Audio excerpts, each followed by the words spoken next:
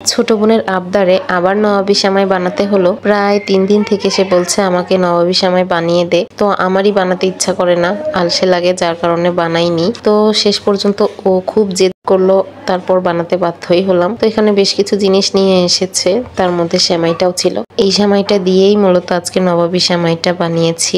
এটা আকবরিয়ার একটা সেমাই ছিল, লাচ্চা সেমাই। এমনি সেমাই কিন্তু হবে না, লাচ্চা সেমাই দিয়েই নবাবী সেমাইটা বানালে অনেক মজা হয়। তো চলুন কিভাবে বানালাম সেটা আপনাদের সাথে শেয়ার করি। প্রথমে তেলে সেমাইটা ভেজে নেব, মানে লাচ্চা সেমাইটা। তো 2টা এলাচ আর একটা দারুচিনিও দিয়েছি আমি। তারপরে এটা হালকা আছে বেশ কিছুক্ষণ সময় নিয়ে ভেজে নিতে হবে। আমি যখন প্রথমবার নবাবী সেমাই বানাই তখন সেটা মুখে দেওয়ারও যোগ্য ছিল না। সত্যি মানে প্রসেসটা আমি ঠিক মতো করতেই পারিনি। পরে খেয়ে দেখি যে একটুও ভালো লাগে না। তারপর যে আরো 2বার বানিয়েছি, অনেক ভালো লেগেছিল।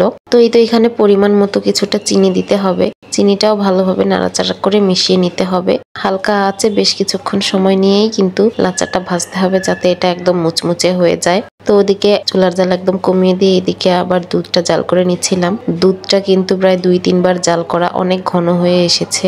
তো এই নবাবী সেমাইয়ে যত ঘন দুধ ব্যবহার করা যায় ততই কিন্তু জিনিসটা খেতে অনেক টেস্টি হয়। এদিকে কিছুটা কাস্টার্ড পাউডার ঠান্ডা দুধে গুলিয়ে নিতে হবে। আমি এর সাথে কিছুটা কর্নফ্লাওয়ারও দিয়েছিলাম। এগুলো দেওয়ার কারণে দুধটা অনেক ঘন হয়ে যাবে। কাস্টার্ডের ফ্লেভারটা আমার কাছে ভালো লাগে, যার কারণে আমি কাস্টার্ড দেই। তো যাই হোক, ঠান্ডা দুধে এটা কিন্তু ভালোভাবে মিশিয়ে নিতে হবে। গরম দুধে দিলে এটা দলা পেকে যাবে। আমি একটু দুধ আগে থেকেই কাপে তুলে রেখেছিলাম গুলানোর জন্য। তো কাপে এটা আলাদা করে গুলিয়ে এখন গরম দুধে এটা ঢেলে দেব। এটা বেশ কিছুক্ষণ জাল করে নিলেই কিন্তু ভারী হয়ে আসবে। আবার খুব একটা জাল করে বেশি ভারী করা যাবে না, কারণ ঠান্ডা হওয়ার পরে এটা আরো অনেক বেশি ভারী হয়ে যাবে। তো চুলার জাল একদম আস্তে রেখে বেশ কিছুক্ষণ জাল করে নিলাম।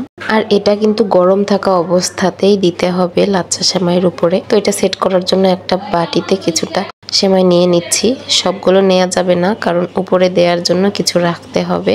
তো তারপরে চুলা থেকে নামিয়ে একদম গরম গরমে এটাতে ঢেলে দিলাম। তবে এটা দেওয়ার সময় আমার মনে হলো আর একটু ঘন করে নিলে বুঝি ভালো হতো, বেশি পাতলা লাগছিল। যদিও ঠান্ডা হওয়ার পরে অনেকটাই ঘন হয়ে যাবে, তারপরে আমার মনে হচ্ছিল যে আর একটু যদি ঘন করে নিতাম তাহলে মনে হয় ভালোই হতো। তো যাই হোক, যেটুকু সেমাই বেঁচে ছিল সেটুকুই উপর থেকে দিয়ে দিচ্ছিলাম একটু একটু করে। অনেক গরম ছিল তাই আমি চামচ দিয়েই দিয়ে দিচ্ছিলাম, মানে খুন্তি দিয়ে, যেটা দিয়ে ভাজলাম আর কি। তো একটু একটু করে দিয়ে এটা ঠান্ডা হতে দিয়েছি। কিন্তু একটা সত্যি কথা বলতে, নবাবী সেমাই আমার এই গরম অবস্থাতেই ভালো লাগে, মানে একদম গরম না, একটু ঠান্ডা হলে তারপরে ভালো লাগে। কিন্তু ফ্রিজে রাখার পর খেতে আমার কাছে একদমই ভালো লাগে না, কারণ ওই উপরের সেমাইটার মুচমুচে ভাবটা আর থাকে না।